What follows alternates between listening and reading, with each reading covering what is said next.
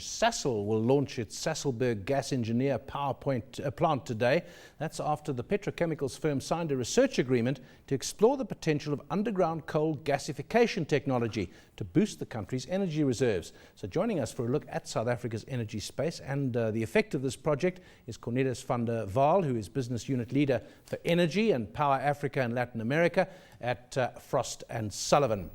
And joining us shortly will be, we'll have another guest in a moment. But Cornelis, perhaps we could start with you and give us the context for this, and we perhaps go into the technical side a little later. But the effect of this, how important is this? What difference will it make to our energy resource in South Africa, gasification of underground coal?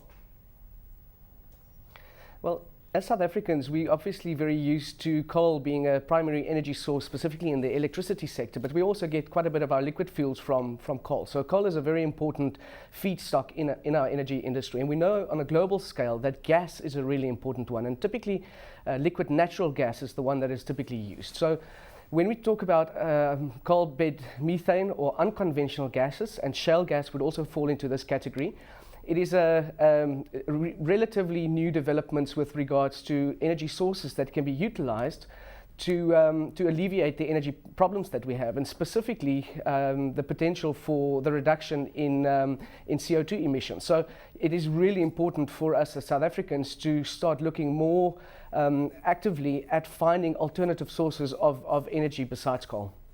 Now, how important is this going to be in terms of the mix? We've got proposals for nuclear. We've got Sasol, of course, our unique technology that Sasol has, making the petrol and diesel from coal. We've got alternative forms like wind and so on. Those are not going to provide big mixes. Then you've got the fracking, the controversial exploitation proposed of the Karoo. So where is this going to come in the mix? How long will it take to make a difference? Well, I think the first thing that we have to say is that the energy mix in South Africa is changing quite rapidly, and it's very clear that a fairly substantial amount of renewable energies will be brought onto the grid. Now, our traditional generation capacity in the form of coal doesn't gel very well with renewables. The problem is that it takes very long for a coal-fired power station to ramp up or to ramp down. So if you've got good planners, then at least you can plan for some variances, but it is very difficult to make it go faster or slower. Whereas with gas, it's really easy, and within a couple of minutes you can load them up. So with the renewables industry really taking off in South Africa, you will have solar and you will have wind, and we all know that there are variations in how the wind blow, and there's obviously the sun, and there might be clouds, etc. So gas is perfect in terms of supporting the renewable energy industry.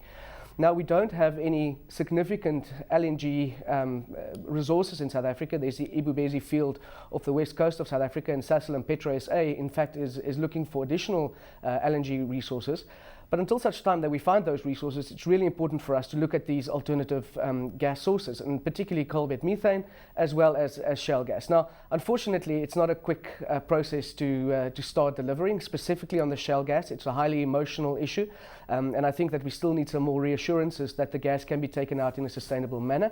But the coal bed methane is certainly far more proven, and this can be done in a year or two or three.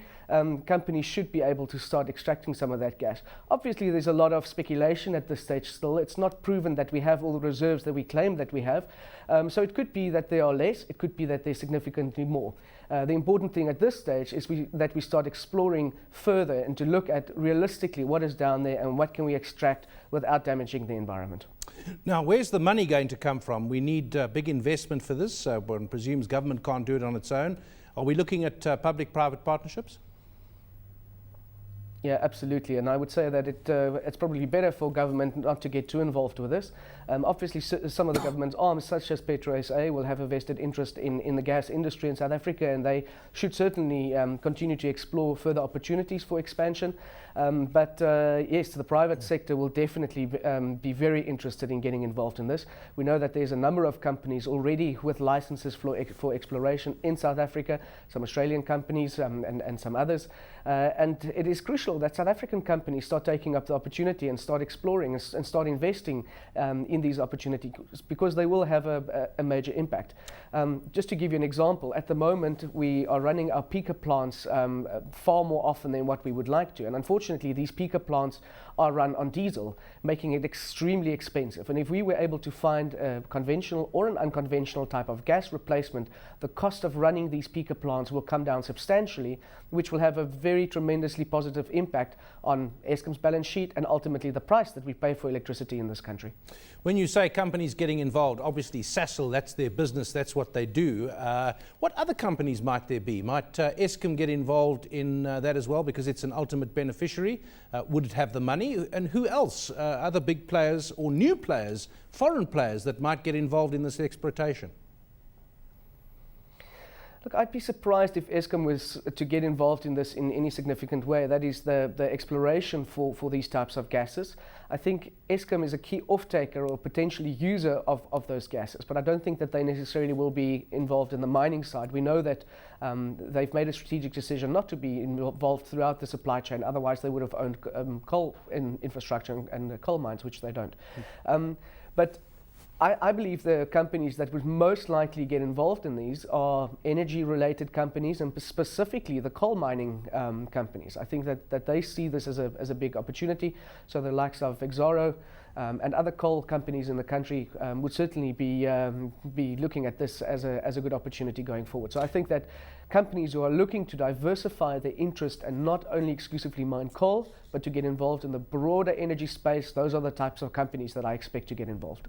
Cornelius, seeing that I've got you, earlier on in the show we were talking about the coal roadmap, and the head of that, Ian Hall from Anglo American, we had him in several weeks ago talking about we need to invest now in new coal mining capacity in order to meet the expected supply gap for Eskom a few years down the line. Would you agree that we're at the point of an emergency in terms of new investment to ensure that, you know, a few years ago it was a generation and a coal capacity, that doesn't happen again? Yeah, I wouldn't call it an emergency, but I certainly would say that we are at a point where we need a total energy plan, which includes a plan for coal, it should include a plan for liquid fuels, it should include a plan for electricity, it must very definitely include a plan for gas. So it's not just a single roadmap that we need for coal, although that is very, very, very important. Fact being that the expansion of the electricity industry will include a lot more renewables than what we currently have, but proportionally, coal will remain the most significant feedstock. So although we are very excited about diversification of the energy mix, the reality is that coal will remain our base feedstock, and therefore it is crucial for us to understand where will this coal come from, what is the associated infrastructure that is required, what is the investment that is needed so that government can plan for it, and that we do this in a sustainable manner.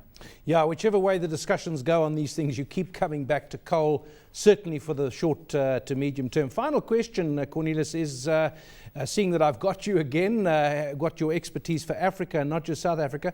President Obama's announcement of a 7 billion rand injection matched by a 9 billion rand projected private sector investment into power generation in Africa. It sounds like a lot of money. On the other hand, it's not very much. Is this real? Is this project for those 6 countries that he mentioned going to make a big difference? Look, I think any investment into the energy space in Africa at this stage is very welcome. The fact of the matter is that no, it's just a drop in the ocean. The Chinese invested nearly $70 billion in 2012 in the overall energy space in Africa. So it's small compared to some of the other investments going in, but it is important and it is significant because the investments were speaking specifically to electrification of non-grid users, so smaller villages, enabling kids to actually learn at night.